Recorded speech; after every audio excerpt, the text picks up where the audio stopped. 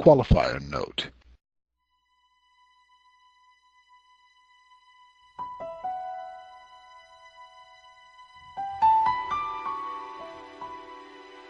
Please understand, there are probably some things where we may slightly disagree, and there may be other issues where our perspectives seem to be a mile apart. But I beg of you, please be patient with me. I would appreciate very much for you to hear me through. I am more than sure there are a great many subjects and issues where we do agree wholeheartedly. In many circumstances, point by point, we may be in complete harmony with one another.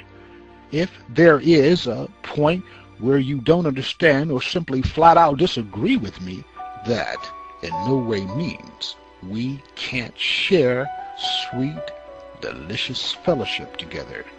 Too many people, groups, and individuals, one-on-one, foolishly part in bitterness from one another when disputes arise. People foolishly become too stubborn, polarized ice-capped statues, physically unable and spiritually inept to move from their frozen, solid, self-centered, self-imposed positions. Let that not be the case between you and me. On the other hand, I don't pay dues to the global club of political correctness. I am extremely sick and tired, worn out from hearing that empty platitude when people don't agree. They're fond of saying, well, we will agree to disagree.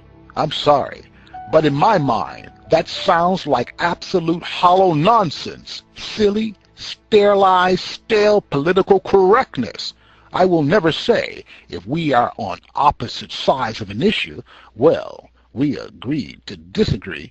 No, what I agree with is you are wrong, and you also have the privilege to tell me I'm wrong, and that's okay.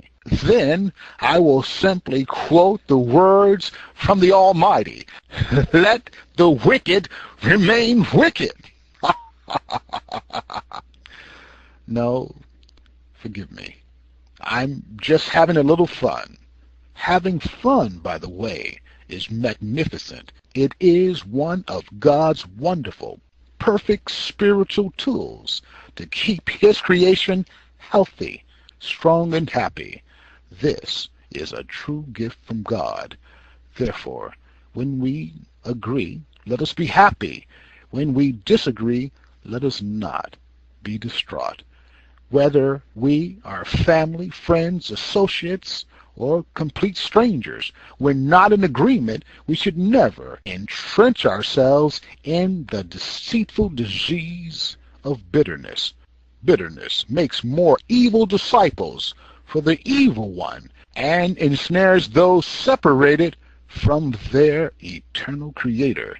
Knowing and respecting each other, whether loved ones or enemies, as a potential son or daughter of God, transports us up to the path of righteousness and maintains the integrity God intends us to manifest.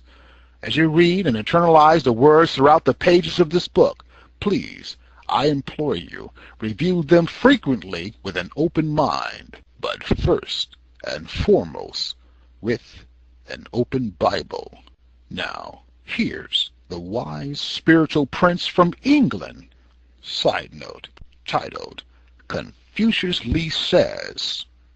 Confucius Lee explained to me whether you are speaking to a crowd of people or privately to one person. Most people don't really listen. The Creator gave us 2 ears to hear, but most people only listen with 1 ear. That's not because the other ear is blocked because they forgot to wash it that morning. The Eternal has designed one of the ears to hear and another ear to listen or to hearken. One ear is to hear what's being said. The other is to hearken or internalize what's being said. This hearkening process translates meaning to what you've heard and helps you to drink in a more detailed picture of what's been said. As we all practice this spiritual understanding, we can experience a small percentage of what Christ was perfectly able to do on a daily basis when he walked the earth. The Almighty not only had the excellent understanding of what was said, he knew why they said it. He understood their very thoughts and the motives behind the thoughts.